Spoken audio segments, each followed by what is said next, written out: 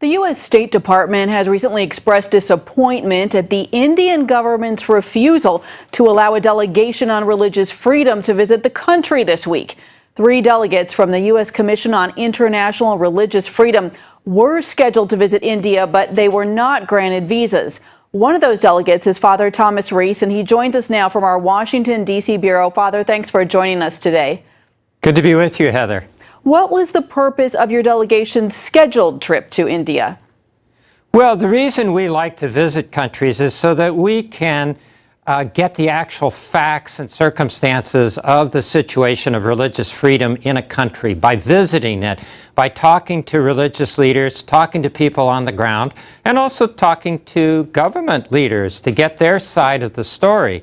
Our responsibility is to advise the President and the State Department on the situation around the world in terms of religious freedom. And India is one of the places that we wanted to get a first-hand view and understanding of the situation so we could be very fair and accurate in our report. Father, did the Indian government give any reason for not granting the visa to you? No, not really. This is actually the 3rd time that they have turned us down, not given us visas, which is kind of sad. I mean, India is a dynamic democracy. It claims to be a non-sectarian state. It has pledged itself to international agreements on religious freedom. So what is it hiding? Why isn't it willing to have us come and look at the situation? And what is the situation that you wanted to look at? What are the concerns about religious freedom in India? Well, one of the biggest concerns is there's a lot of interreligious conflict and violence going on. There have been situations where thousands of people have been killed in conflicts between Muslims and Hindus. We've seen situations where churches have been burned, been attacked by mobs. And sometimes the police are there and they're just standing by doing nothing or, participating. This is not the way governments should act, not governments that are committed by their constitution and international agreements to protecting religious freedom.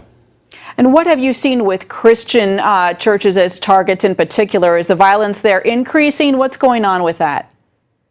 Well, what's most disconcerting is that recently there's been a lot of Hindu nationalist groups that have been pushing an all Hindu India agenda, basically telling Christians go to Europe. India is only for Hindus. Telling Muslims go to Pakistan.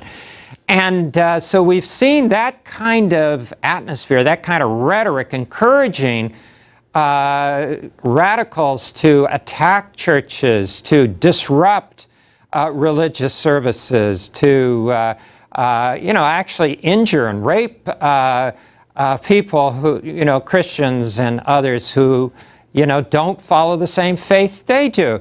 This is just terribly unacceptable. And some of these groups, frankly, are groups that support the party of Modi, and he needs to speak out against it. He needs to condemn it.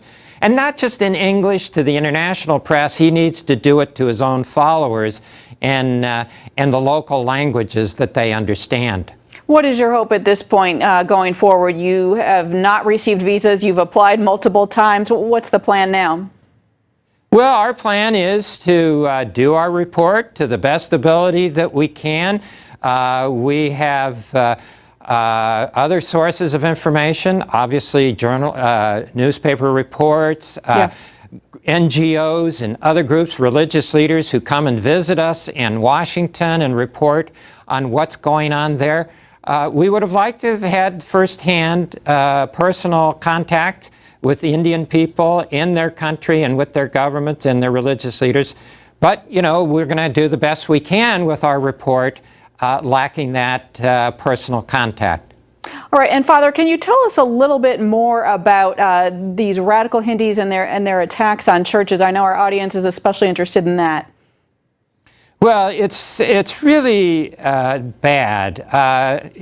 One of the things, for example, is that, for example, if a Hindu decides he wants to become a Christian, okay, you know, I mean, under international agreements and any concept of religious freedom, a person should be able to follow their conscience, to either change their faith or keep their faith, whatever they want.